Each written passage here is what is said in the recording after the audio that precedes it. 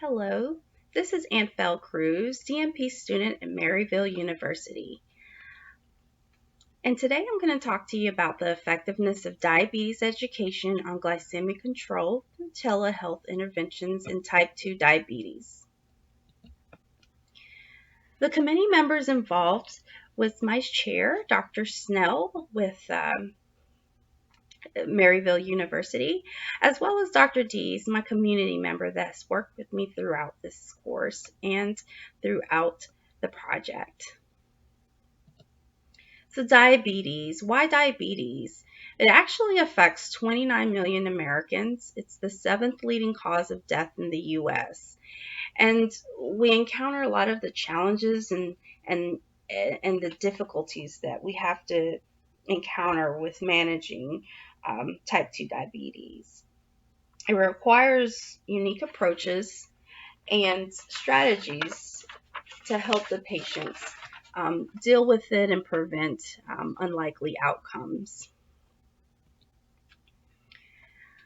So what's telehealth? Telehealth is the use of technology and communication that includes instant messaging, clinical video technology, teleconferencing, includes uh, um, video technology as well, remote patient monitoring. Overall, it supports the delivery of care by helping, engaging, and empowering the patient with diabetes as well. So, like the title says, the purpose of this scholarly project is to determine the effectiveness of diabetes through these telehealth interventions in improving glycemic control. Overall, the aim is to maintain glycemic control, reduce A1C levels, prevent microvascular complications such as stroke, heart disease, kidney disease, and overall improve quality of life for the patient. So with this scholarly project, the theoretical framework used was Imogene King's theory of goal attainment.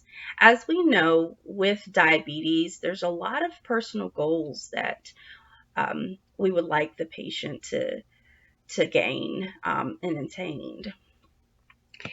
And for Imogene King's theory, it includes interaction systems such as personal, interpersonal, and social.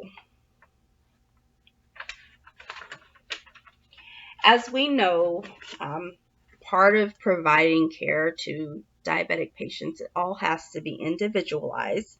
And you have to look at the factors that affect the attainment of goals, such as stress, patients' roles, the timing, and the space that they may have. So that's what this interaction of systems are based around these particular goals.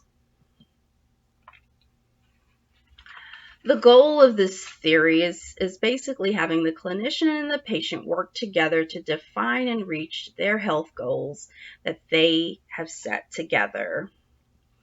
And within the theory, we have the nursing process that is aligned to this theory as far as diagnosis, implementing the strategies, planning, and evaluating their outcomes.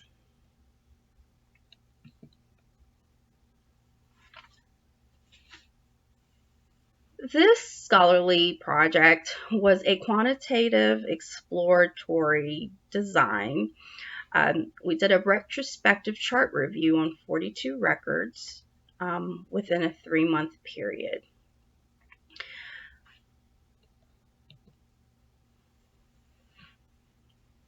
From this 3-month period, a standard process was created for diabetes education.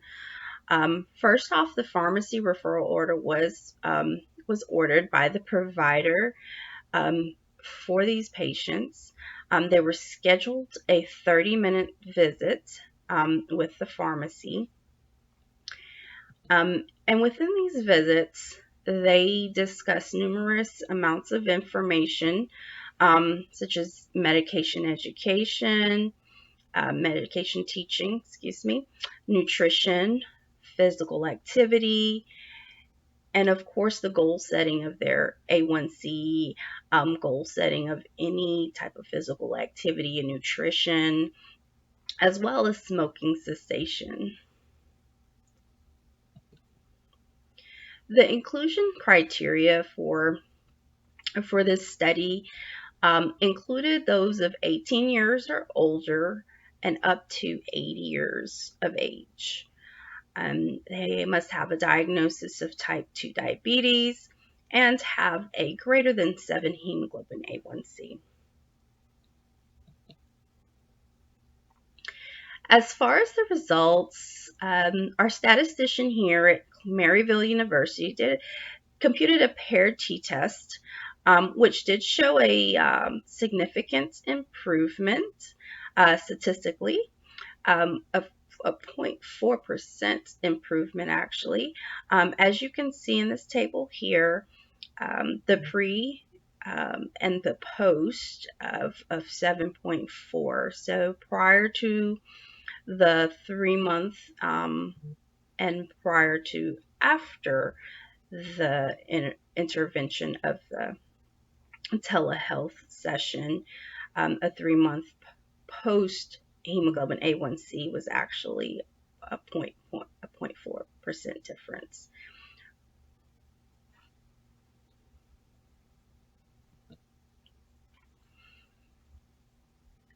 So overall, the percentage of the A1C improvement, 60% did have a decrease, which was a total of 25%, excuse me, a total of 25 of the participants, and 14 had an increase, which was 33% of the patients,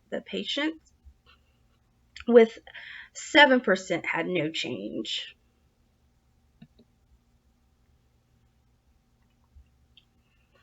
As far as the demographics of the study, we had about 29% that were unknown, that did not want to disclose their race. 45% were white, 2% was Asian, and 24% was African American.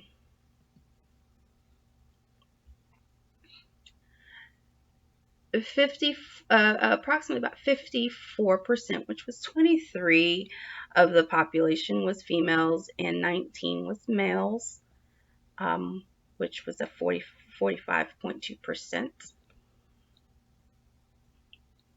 So as you can see, typically, as far as a generalization, males normally have a higher incidence than females, but it was a close one here. As far as age groups, the average age for this study was 71, and about 71% was 65 years old, and 29% was 45 to 64. There was no one under the age of 45. Everyone was greater than 45 years of age. And we know with diabetes, type 2 diabetes, a majority of the incidents are those greater than 45, and they're not diagnosed until later on in their life. So I would conclude that these age groups are generally the population of type 2 diabetes. This slide right here actually provided great detail for me, an insight of the generalization and the improvement of the mean A1C based on their improvements. As you can see on the left, which is all the subjects of this study, which we discussed earlier, about the 0.4 decrease.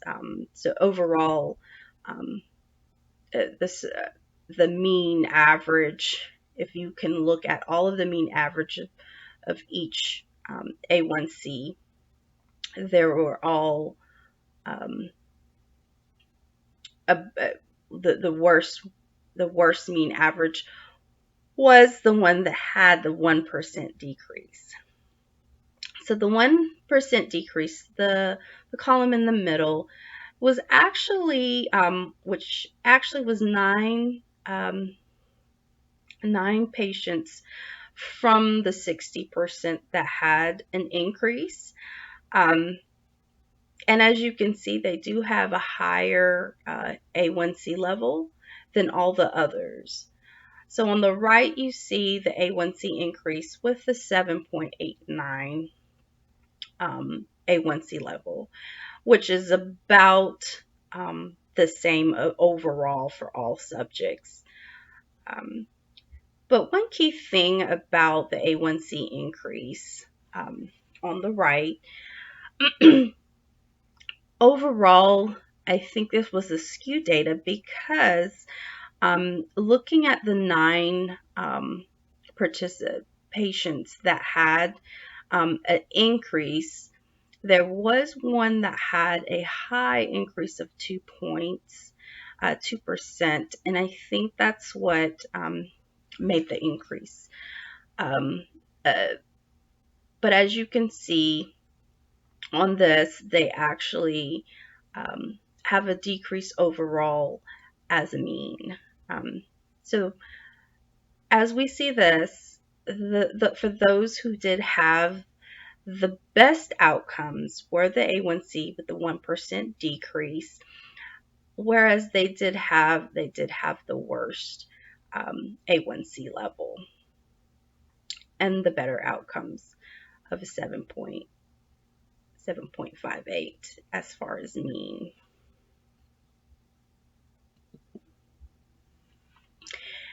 As I digged further down to the characteristics of the A1Cs that had a 1% decrease, 67% were males, and 33% were females.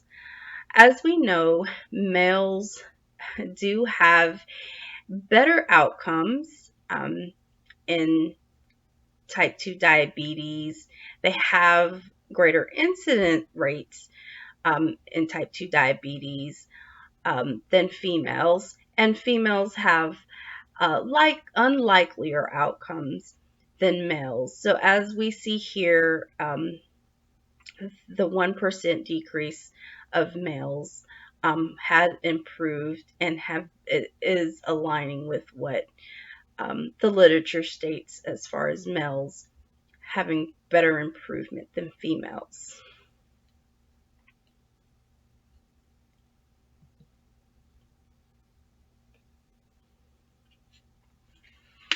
So overall, the project outcomes um, was statistically significant with a minimal improvement of 0.4% of hemoglobin A1C. And although it was a minimal improvement, I think we were able to gather great insight on the generalization population and able to use that for opportunities for improvement.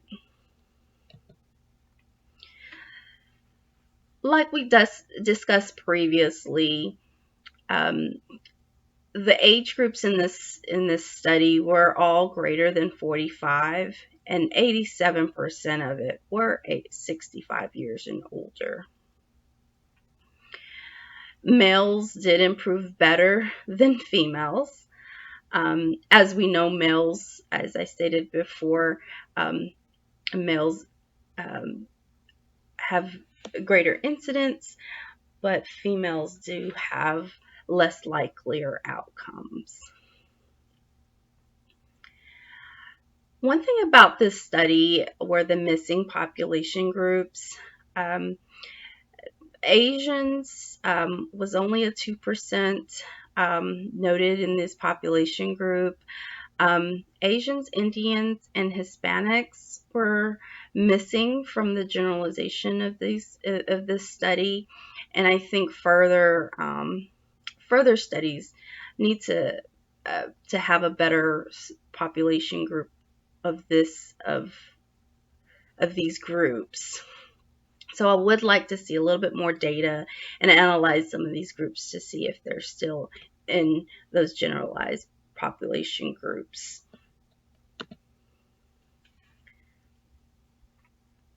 The implications to practice and policy. As far as enhancing diabetic education, this study can help create better improvement opportunities for other facilities and clinics that want to create more innovative approaches and strategies for diabetic education. Actually, after this pilot had started, the clinic that I've worked with actually created and started a new program within the nurse practitioner realm of telehealth programs that included diabetic teaching, led by the nurse practitioner groups. So I was very excited to hear that this program had started, and would like to take more opportunities to be able to study these programs, and improve, and use these results to be able to look at those generalization populations and review some of those factors with the clinical team.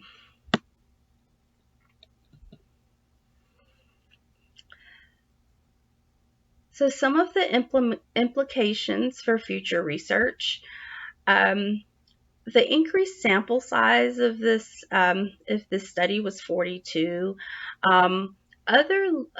other studies have been around the same approach. I think the highest one have been 60, 55 or 60. I think a greater population would be able to describe a little bit more about the population, and I would like to get a larger sample size for future research. Increasing the A1C criteria. Initially, I had it greater than 7, but as we know, some of the other literature I've read as well had started between 8 and 9, and I think with the results, with the average being within 7, 9, or 8, I think a greater one will show a little bit more better outcomes and be able to really see if the A1C levels did decrease significantly than the 0.4%. Some of the included measurable outcomes I wanted to include in these studies and for future research was to look at cholesterol levels. As we know, we wanted to monitor that as well to help improve and monitor microvascular complications. Patient satisfaction was also something was measurable that we can measure to see if these work efforts that we did with telehealth, it gave patients satisfied results, felt more empowered, increased those satisfaction scores, and give them more leeway in their care. Cost effectiveness have always been part of a lot of research with telehealth and diabetes, specifically in rural areas, that telehealth can be cost effective. The more you have interactions with the patient and patient education, the better outcomes you should have. So I think measuring cost effectiveness of telehealth and diabetes, as well as admission rates and costs of those, as far as the cost of diabetes overall, and how patient education and education of diabetes through telehealth can help that cost effectiveness. So in conclusion, we know telehealth has shown significant clinical improvements in the management of diabetes, as shown in some of these the results here in this study. We can contribute these results to future diabetic education strategies so that we're able to help and improve these outcomes with these patients and improve processes that may have better outcomes within facilities, so that the patients will have better outcomes as well. Thank you, and you have a good day.